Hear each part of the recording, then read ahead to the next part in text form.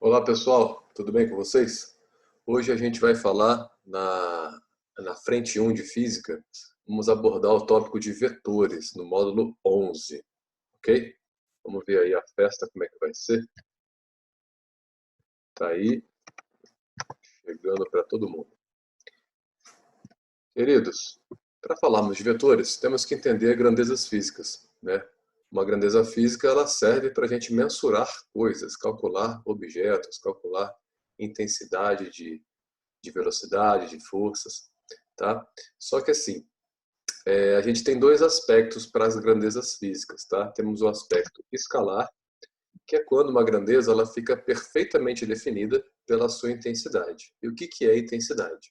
Nada mais é que o número, né, o valor e a sua unidade, tá bem? Então, distância de 50 metros, massa de 10 quilogramas, são informações que a gente entende logo de cara, sem necessidade, né, de dar mais informações sobre tal afirmação. Então, por exemplo, olha, eu comprei 10 quilogramas de carne. Pronto, a informação já está entendida, né? A distância da minha casa até a padaria é de 50 metros. Ok, já está entendido, tá bom? Agora, uma grandeza que não é escalar, a gente pode chamá-la de grandeza vetorial, ou seja, além da sua intensidade, a gente tem que indicar sua orientação, tá? Lembrando aí que orientação é direção mais sentido, tá bem? Então, pessoal, por exemplo, um carro tem velocidade de 5 metros por segundo. Ok, mas ele está indo para onde? Qual a sua orientação? Ou seja, é uma velocidade que é horizontal para a direita ou para a esquerda, né? Ou uma aceleração de 10 metros por segundo ao quadrado, né? Se for a gravidade da Terra, ela tem que ser vertical para baixo, tá bem? Então, sempre a grandeza vetorial, ela tem que ser expressa, né, pela intensidade e orientação. E daí que a gente tem a ideia de, desculpe, de vetor, tá? As grandezas vetoriais, a gente vai esquematizá-las com essa flechinha em cima, tá bem? No aspecto vetorial, ou seja, eu estou preocupado com a orientação da grandeza, tá? Então, o vetor, ele é um conjunto de três atributos, tá? Módulo, direção e sentido. De novo, o módulo a gente pode chamar também de intensidade, né? Que é o valor numérico mais a unidade de medida, ou seja, 5 metros por segundo. A direção pode ser vertical ou horizontal, então 5 metros por segundo horizontais. E o sentido, né? Que pode ser para cima, para baixo, para a direita, para a esquerda. Então, eu posso dizer 5 metros por segundo na direção horizontal, sentido para a direita. Tá bem? Então, estão aí as grandezas físicas e seus dois grupos. Então, temos aí um outro quadro resumo, tá? Lembrando que deslocamento é uma grandeza vetorial, tá? A distância é uma grandeza escalar, o deslocamento é uma grandeza vetorial, tá certo?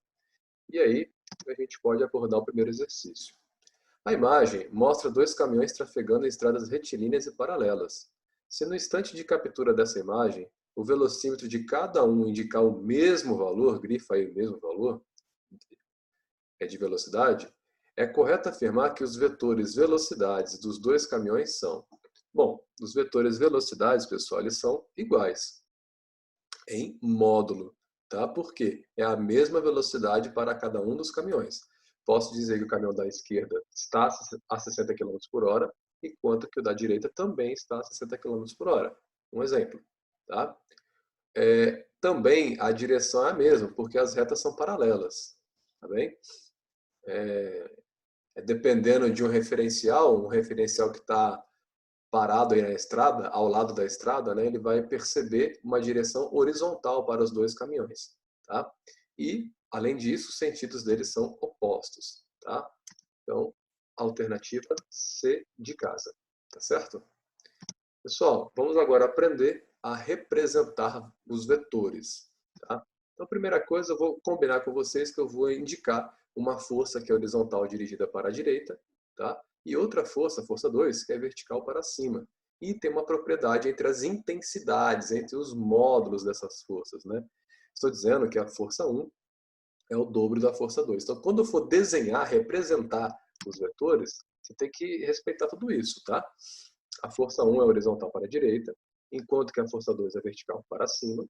E ao passo que a força 1 é o dobro da força 2. Então, na hora de desenhar o vetor, o tamanho dele tem que ser o dobro, no caso do vetor 1, né, tem que ser o dobro do vetor 2. Tá? Então, sempre respeite essas configurações.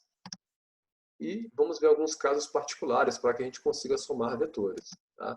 Então, forças com a mesma direção e sentido, basta somarmos os dois vetores, né? Sentidos opostos, com a mesma direção e sentidos opostos, ou seja, quando o ângulo entre as forças é um ângulo de 180 graus, né, a gente vai fazer a subtração dos vetores. E um caso muito famoso é quando temos um ângulo entre os vetores, um ângulo de 90 graus. Né? Basta aplicarmos aí o teorema de Pitágoras, tá certo? Para encontrarmos aqui a intensidade do vetor resultante. Tá? Um caso geral, se temos os casos particulares, temos um caso geral, né, que é quando eu tenho um alfa que não é 0, que não é 180 e que não é 90. Então, basta aplicarmos aí a lei dos cossenos, né, para que a gente descubra o módulo, a intensidade do vetor resultante. Tá bem? Então, está aí a lei dos cossenos. Segunda questão. A fim de corrigir a posição de um dente, um ortodontista fixou dois elásticos, E1 e E2, no dente incisivo. Olha lá, o dente incisivo aqui embaixo. Tá? O elástico E1 traciona esse dente com uma força de 10 newtons e mede 3 centímetros. Já o elástico E2 traciona o dente com uma força de intensidade de 20 newtons e mede 4 centímetros. O módulo da força resultante exercida pelos elásticos no dente incisivo em newtons vale quanto? Então, né, a gente pode reparar que temos aqui um ângulo de 90 graus entre os vetores do elástico 1 e do elástico 2. Então, vou fazer a soma vetorial. Tá? Então, eu vou somar as orientações. Para eu achar o valor absoluto, eu não coloco mais, no caso, é a flechinha de vetores. Tá? Eu coloco só o que me interessa para poder calcular, que é o módulo da força. Tá? Então, aqui não é você somar o F1 e o F2, você está somando as orientações deles. Para achar o valor específico, tem que aplicar o teorema de Pitágoras, que no caso aí, né, o ângulo entre eles é de 90 graus. Então, o F1 vale 10, o F2 vale 20, 10 ao quadrado mais 20 ao quadrado. Vai dar 100 mais 400, teremos o resultado de 500. Tá? Então, a força resultante é de 10 raiz de 5 newtons. Fica aí na opção D de dado. 3. Um navio de carga é rebocado por dois barcos rebocadores com forças de intensidades iguais a 1000 kN cada, de modo que o ângulo entre os vetores força aplicados é de 60 graus. Usando seno 30 e cosseno 30, a resultante das forças que os rebocadores exercem no navio tem intensidade igual a quanto? Então, e ainda tem um dado aqui, né, que a raiz de 3 vale 1,7. Então, estão aí a força dos dois rebocadores, elas vão contribuir com uma força resultante, né? E repare que aqui temos um ângulo de 60 graus, o ângulo entre eles. Tá? Os vetores são iguais, né? Então a gente vai ter uma igualdade entre ângulos aqui. A força resultante vai funcionar como se fosse uma bissetriz. Né?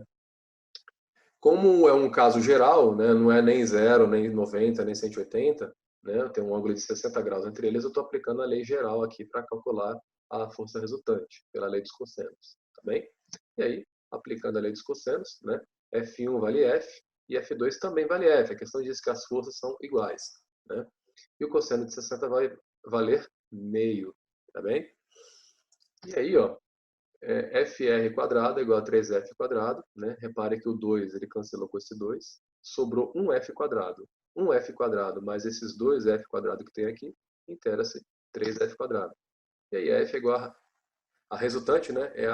É o F vezes a raiz de 3. 1000 vezes a raiz de 3 vai dar 1.700 kN, opção D de dado. Lembrando, né, que a questão adequou que raiz de 3 vale 1,7. No quarto e último, temos o seguinte. Suponha que três pequenos propulsores produzam um impulso sobre uma sonda espacial, sendo representados pelos vetores coplanares A, B e C, de mesmo módulo, conforme ilustra a figura abaixo. Quais possíveis valores para os ângulos dos vetores horizontal, alfa, beta e gama, produzem, grifa aí, o impulso resultante nulo? Então, eu quero uma resultante nula, né, e quero possíveis valores para alfa, beta e gama. Então, dessa forma, né, a gente pode reparar Para que a soma dos vetores seja nula, devemos ter os seus ângulos iguais entre si. Tá? Então, 360 vou dividir por 3, né? Vai dar 120 graus, né? Entre cada um dos vetores, né? São 3 vetores. Então, temos ali 120 graus entre o vetor A e B, entre o vetor B e C, e também, posteriormente, entre o vetor C e A. Tá? E aí, vamos admitir, né? Porque ele quer possíveis valores, e além disso, as alternativas, a maioria delas estão colaborando aí como alfa igual a beta, então vou admitir que alfa seja igual a beta. Se isso acontece, o que temos de resultado? Né? Repare aqui, ó, onde está o cursor. Eu tenho alfa mais esse ângulo alfa, né? Mais o ângulo de 120, mais o ângulo beta, vai valer 180, o ângulo de meia volta. Né?